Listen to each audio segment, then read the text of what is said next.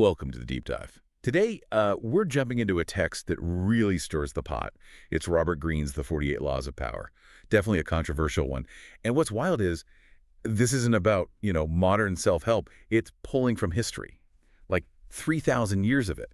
Yeah, the source material we looked at shows it digs into Machiavelli, Sun Tzu, all those court strategists, and boils it down to these 48 principles, rules for getting power, and maybe more importantly, keeping it.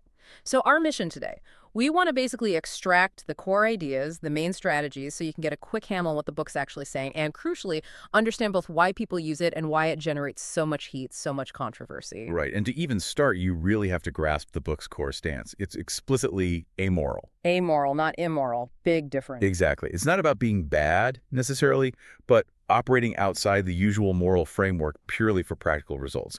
Power, in this view, it's a game, a competitive zero-sum game. Winner takes all kind of thing. Pretty much. And you have to play it skillfully, pragmatically. It demands this calculating mindset. And maybe the biggest thing, emotional detachment. The book basically says if you let feelings cloud your strategy, you're done. You've lost already. Okay, wow. That definitely sets a chilly tone. Yeah. So let's unpack that core philosophy then. Control seems key. Before you even make a big play, the book says you have to control perception, how the world sees you. Absolutely. That's the foundation. Think of reputation as your shield. Law 5 is crystal clear. Guard your reputation with your life. With your life and pence. It is. But the logic is, in these competitive arenas, what people think of you often matters more than the objective reality. Your image determines if rivals back off or if potential allies think you're, reliable enough to be useful. So if your reputation takes a hit, Everything becomes harder. Every move is doubted, seen through a lens of weakness or suspicion. It's your primary defense. and guarding that reputation, that involves controlling information too, right? Not just defending, but actively managing what gets out. Precisely. That brings us to Law 4. Always say less than necessary.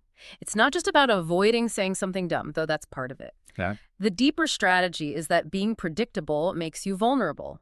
Every word you utter, it builds a record, it gives opponents data points to figure you out, maybe even manipulate you. So silence. Silence creates mystery, and mystery kind of naturally makes you seem more powerful. It forces other people to project, to guess, and in doing that, they often reveal their intentions, not yours. That makes sense. And that silence, that mystique, it probably works hand in glove with hiding your real plans. Exactly. Law 3. Conceal your intentions. If everyone knows your endgame, they can block you. Or worse, try to beat you to it. Right.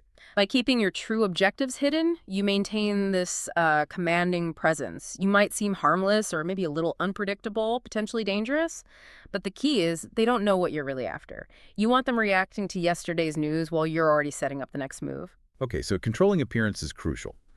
But it seems like it slides very quickly into, straight-up deception. The book seems to really push that. It does. Calculated deception is presented as a core tool.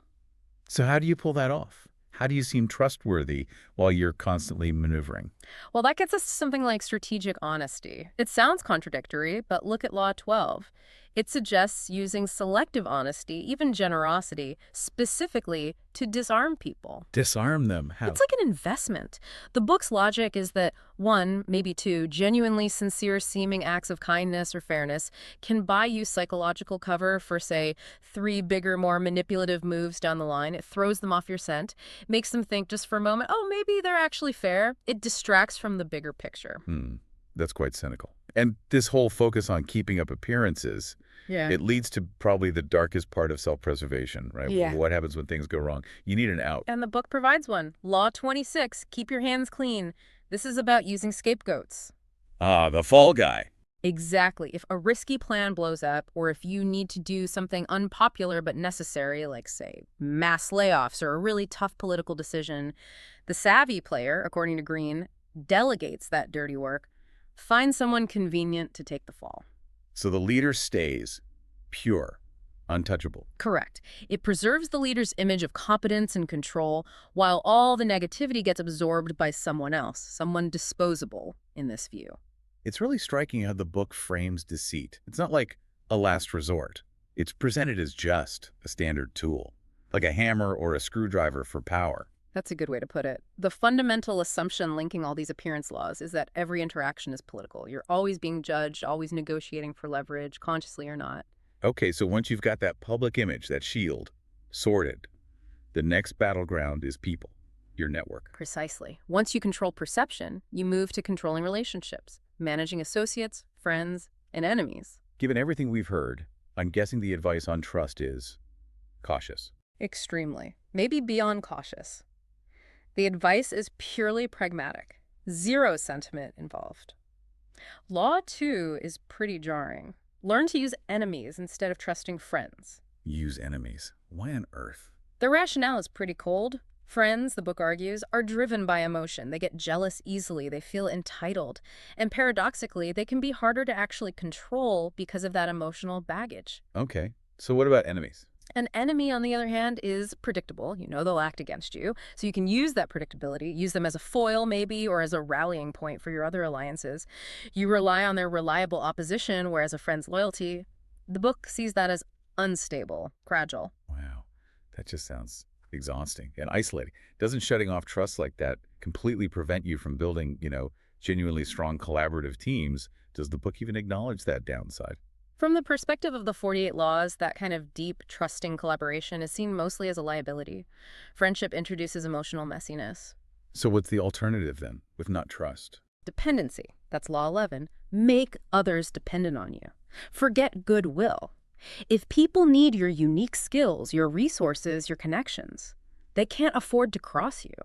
Their self-interest secures your position much more reliably than friendship ever could, according to this logic. They won't challenge you because it would hurt them too much. Okay, we have to touch on the most, let's say, notorious piece of relationship advice in the sources, Law 15. It's blunt. It is. Crush your enemy. Totally. Totally. This law operates from that strict zero-sum view of conflict we mentioned. Meaning, if you commit to a fight, the book advises absolute completion. Leaving an enemy weakened but still standing, that's framed as the biggest strategic blunder. Why? Because they'll come back for revenge. Exactly. Partial victory just breeds resentment, gives them time to regroup, and fuels their desire for payback. So, the law dictates, once conflict is unavoidable, you must eliminate the threat completely. No half measures for long-term security. It's certainly. Got it. Okay, moving from managing people to actually doing things. Strategy execution. The laws seem big on foresight, not just reacting. Very much so. Action and timing are critical.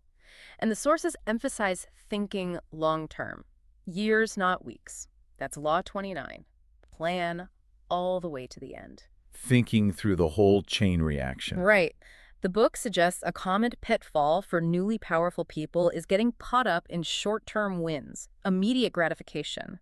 Law 29 forces you to visualize the ripple effects, the full consequences of your actions way down the line. Make sure today's victory doesn't plant the seeds for tomorrow's disaster. Planning isn't everything, right? The book doesn't advocate just sitting around strategizing. Definitely not. While planning is crucial, action itself is glorified. Law 28 pushes for bold action. Why boldness? Hesitation, caution, they project doubt. And doubt invites challenges from rivals. Boldness, even if your plan isn't perfect, often intimidates opponents. It forces them onto the back foot, makes them react to you. The book suggests it's often better to make a decisive mistake than to dither timidly. Interesting. But surely there's a limit. You can't just keep pushing aggressively forever, can you? Isn't there a danger of going too far? Absolutely, and the laws account for that. There's a crucial counterbalance. Law 47, do not go past the mark you aimed for. Know your limits. So know when to stop. Exactly. Know when victory is actually achieved and resist the urge to push further just because you can. History, as the book points out, is full of leaders who won big, then got arrogant, overreached, and turned a huge success into an eventual catastrophic failure. It's about calculated withdrawal, knowing when enough power is enough for your goals. So the whole picture is incredibly calculated. It's not about passion or quick bursts, but this sustained, almost chess-like maneuvering, always with an eye on the end game, even an exit strategy. That's a perfect summary of the mechanical aspect, yes. Sheer calculation. Okay, so we've laid out the mechanics, the how-to, according to Greene. Now, the really big question. What does this all mean for someone picking this up today? The materials we reviewed give a really good sense of why people are drawn to it, but also the fierce criticism it faces. Let's start with the pro side, the utility argument. Why do people read it? For many, it's primarily a defensive manual. Meaning, they read it not to do these things, but to spot them. Precisely. They want to learn to recognize these manipulative tactics when other people try to use them against them. Hmm. In the workplace and negotiations, wherever. It's about becoming less vulnerable to exploitation by understanding the playbook. Makes sense. And beyond just defense, there's undeniable strategic thinking in there, Yeah. even if it's cold. Right. It hammers home the importance of long-term planning, thinking several moves ahead, and that core theme we keep hitting, mastering emotional self-control. Separating feelings from decisions. Yeah. Which is, objectively, a powerful skill in high-stakes situations, even if the book takes it to an extreme. Plus, you can't deny the historical aspect is engaging. It's a tour through millennia of power struggles, even if the interpretations are specific. Okay, so that's the defense. Now, the flip side, the controversy. Because, wow, does this book get criticized? Oh, absolutely. And the number one critique is its fundamental amorality. We talked about this, but critics argue it doesn't just observe ruthless behavior, it actively promotes it. Deception, exploitation, emotional coldness, presented as necessary tools for success. Many see that worldview as toxic, especially in modern contexts. And what about the history itself? Is it accurate? That's another major criticism, historical bias. Critics argue the anecdotes used to illustrate each law are often cherry-picked. Taken out of context. Exactly, or oversimplified. They might support the law in isolation, but critics say they lack the nuance or complexity of the real historical situation, making the book seem more like a collection of compelling stories than a rigorously verified historical analysis. Provocative narrative over academic rigor. That's the argument. And finally, there's the zero-sum problem. This clashes hugely with how many modern organizations try to work. Because the book assumes life is a constant battle. Someone wins, someone must lose. Precisely. It's all about domination, taking resources or status from others. That runs completely counter to modern ideas about collaboration, teamwork, shared value, win-win scenarios. You know, the stuff that drives innovation in many fields today. Yeah, you can't really follow Law 11. Hmm. Make others dependent on you and genuinely foster a culture of mutual trust and teamwork at the same time. It seems like a fundamental contradiction. It absolutely is. And that tension is really the key takeaway, I think. For the reader today, the choice isn't necessarily, do I follow these laws? It's more about using the book as a specialized lens. A lens to see. To see and understand competitive dynamics, to recognize when someone else might be operating from that ruthless zero-sum playbook. It equips you to defend yourself, to spot the power plays before they sideline you. It's awareness. So, wrapping things up, the 48 Laws of Power. It's undeniably potent and ethically, well, chilling look at power dynamics through history. Probably best viewed not as a step-by-step guide for your own life, but more as a field manual for recognizing certain aggressive strategies out in the wild. Well put. And that point about awareness, especially self-control, brings up a final thought for you, the listener, to maybe reflect on. The book relentlessly pushes strategic emotional detachment, being calculating, keeping feelings out of it that's framed as essential for success. Right. But here's the question for today. In our world, where collaboration, empathy, and building trust are often keys to success, where does that pragmatic emotional control cross the line? When does it stop being strategic self-mastery and start becoming counterproductive emotional detachment? When does keeping your distance become alienation?